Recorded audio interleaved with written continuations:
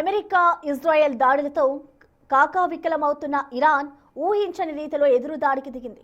America నిఘా వ్యవస్థకు అణువాయువు పట్టు లాంటి రాడర్ వ్యవస్థను ఇరాన్ క్షిపణి ఛేదించింది.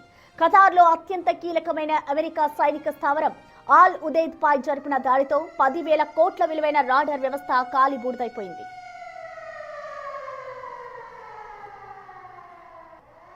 అమెరికా నిఘా వ్యవస్థకు గుండెకాయలా భావించే శక్తివంతమైన FPS-132 ఫేజ్డ్ అరే రాడర్ ఇరాన్ మిసైల్ దాడిలో ధ్వంసమైంది. ఇరాన్ ఒకేసారి 2 క్షిపణులను ప్రయోగించగా అమెరికా రక్షణ వ్యవస్థ అందులో ఒకదాన్ని అడ్డుకుంది. అయితే రెండో మిసైల్ మాత్రం రాడర్ వ్యవస్థను ఢీకొట్టింది. ఈ రాడర్ వ్యవస్థ దెబ్బతినడంతో అమెరికాకు పెద్ద షాక్ తగిలింది. అరే రాడర్ ధ్వంసం కావడంతో గల్ఫ్ ప్రాంతంలో అమెరికాకు చెందిన పేట్రియాట్ థర్డ్ క్షిపణి రక్షణ వ్యవస్థలు పాక్షికంగా పనిచేయకుండా పోయాయి. దీంతో శత్రు దేశ క్షిపణులను గుర్తించడం ఇప్పుడు అమెరికాకు కష్టతరం కానుంది. మరోవైపు బహ్రెయిన్లోని అమెరికా ఎయిర్ కమాండ్ సెంటర్ను కూడా ఇరాన్ డ్రోన్లు ఇప్పటికే ధ్వంసం చేశాయి. హర్ముజ్ జలసంధిపై దీని ప్రభావం స్పష్టంగా కనిపిస్తోంది.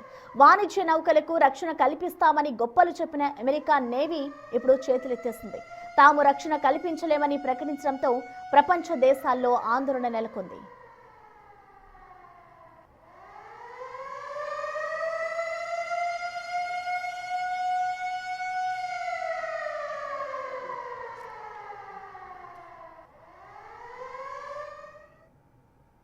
ఇరాన్కు మద్దతుగా రష్యా, చైనా గలం పెంచుతున్నాయి. ప్రస్తుతానికి నేరుగా యుద్ధంలో దిగకపోయినా దౌత్యపరమైన సాంకేతిక మద్దతు ఇస్తున్నాయంటున్నారు. ఐక్యరాజ్య సమితి భద్రతా మండలిలో ఇరాన్పై జరుగుతున్న దాడులను చైనా, రష్యాలు తీవ్రంగా ఖండించాయి. వెంటనే కాల్పుల విరమణ జరగాలని, శాంతి చర్చలు ప్రారంభించాలని డిమాండ్ చేస్తున్నాయి.